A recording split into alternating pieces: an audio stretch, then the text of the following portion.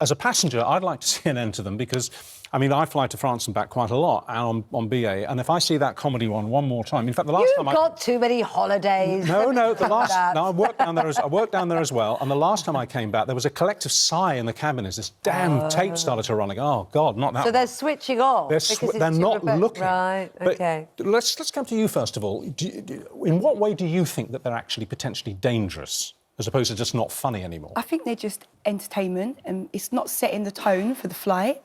I think that initial safety video really gets people in that frame of mind, that their safety is the top of our priority on that flight. You mean a straight video, as opposed to a comedy video? Yeah, definitely. You want it bold, you want it informative, you want it to really hit home that safety is important on this aircraft. Some people just used to switch off for those and think, oh, it's boring. It's a bit scary. I don't want to watch it.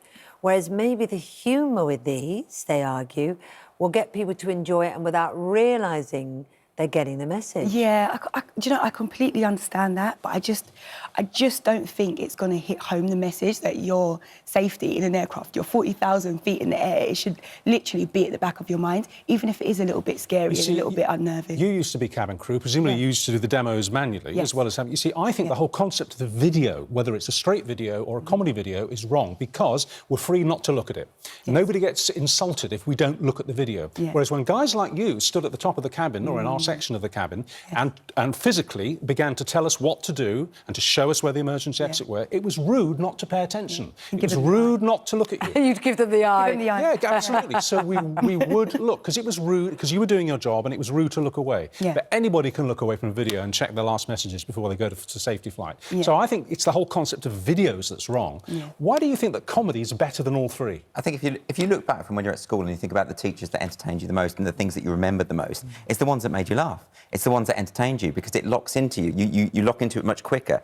And I take the point, absolutely, this is deadly serious. This is a really serious issue. No one is arguing that we shouldn't convey the information properly. There is a way to treat serious subjects in a light-hearted way and actually get the message across, and that's what I think should happen. I'm thinking of those say there's few things more serious than a heart attack, and I thought that Vinnie Jones thing when he was going, staying alive, to the compression on the chest, I still think of the rhythm of you've that remembered song. it. Yeah, exactly. You remember it, so have my kids. So maybe the videos aren't in tune enough with the message. The humour isn't in tune enough. I just think it's taken away from the importance of it. It's interesting, because, Richard, you were saying about, you know, people watch if someone is live and someone is there. I don't think they do. I have to be completely honest, and you'll hate me for saying this, but I often don't really listen.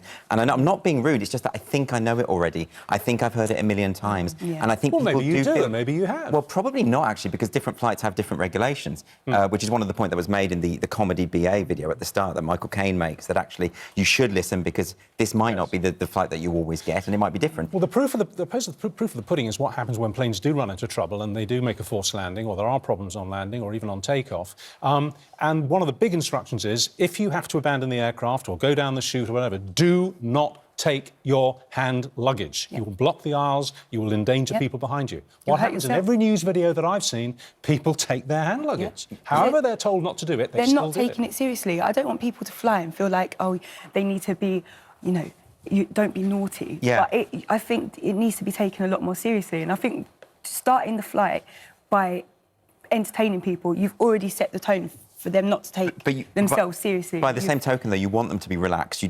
Anyone who's got a fear of flying, the last thing you want is to be alarmist and sort of say... But they also want to be informed. They do want to be informed, absolutely, take that. And they want to know that I'm taking their safety just as seriously as that. Do you think we need to maybe experiment with frightening people just a little bit before we take off? Maybe just a little... If you don't do this, this is what might happen. Ooh. Well, like an image of a crash. I wasn't going to go that far. Oh, OK, right. Screaming passengers. I don't think that would be helpful to the numbers. Might grab their bags anyway. I just think there's an inbuilt thing that you get your stuff, and if they're in a situation where they think, oh, I know they said if it's an emergency, leave your bags, but they're probably thinking, but I just got time to grab my bag. You just need to say, this is not a drill. This is not one of those things you saw on Good Morning Britain. Leave your bags and run away. I genuinely feel that it just gives the cabin crew a little bit... It gives them back a little bit more authority over that flight. That's a very good point. And I think when you've got these entertaining videos, you've taken that power away from us.